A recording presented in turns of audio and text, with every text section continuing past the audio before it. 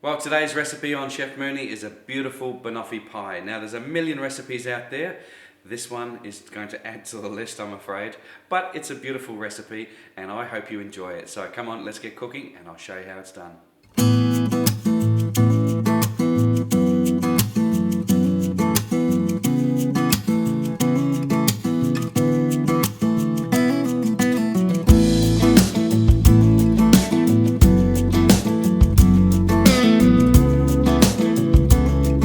Well, it's time to make the pastry. Now, banoffee pie generally is made with biscuits, and you can do biscuits if you wish. It's like a cheesecake base, basically. I'm going to do mine with pastry. Well, it's time to get the pastry ready for this banoffee pie. This is the first step. It takes the longest out of all the preparation, so let's get cracking on that.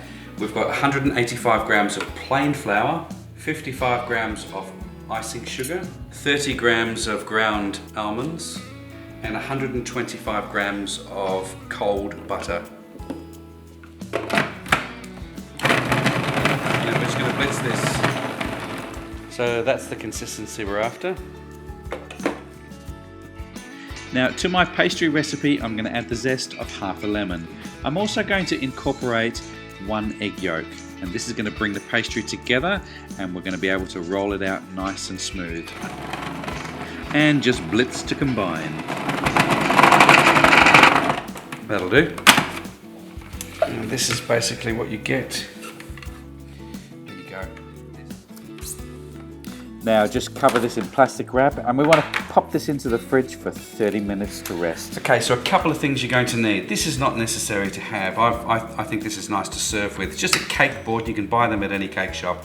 I've got myself a 9-inch cake ring. And if you don't have one of those, you can use a plate or a flan tin or one of those pop-up cheesecake tins.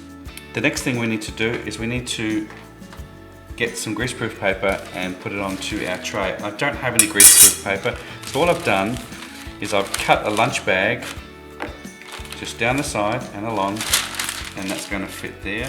This is going to make it a lot easier to get the flan off, because all we're going to do is we're just going to, once it's cooled, we're just going to slide it off like that.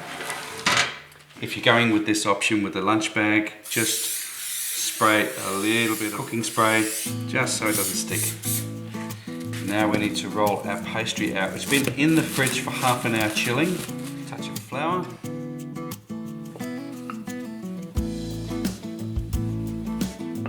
Just keep moving it around so that it doesn't stick to the bench. Just make sure that your pastry is actually bigger than the ring that you're using. Now just dot the bottom with a fork, and that will stop the pastry from rising.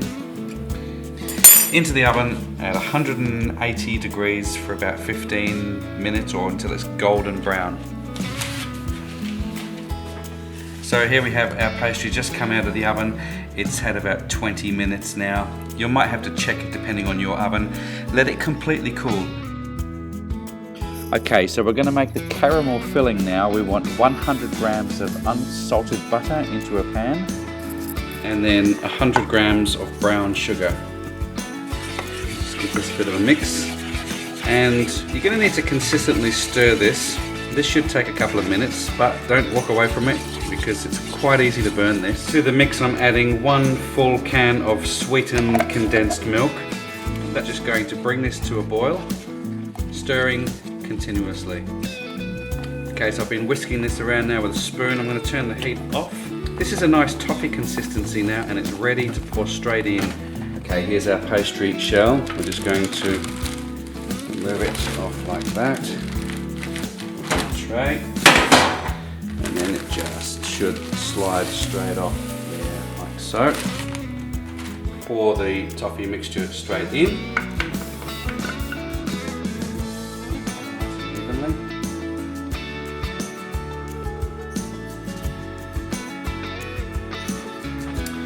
And now it's time to pour the ganache on. You're not going to need all of this, so you can use it for other things if you like, but just put as much as you like on, or as little as you like. Now, if you are watching your weight, please hit the stop button right now, because this is quite rich and very decadent.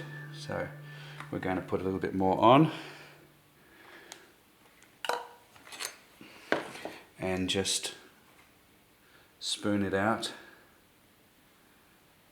all the way around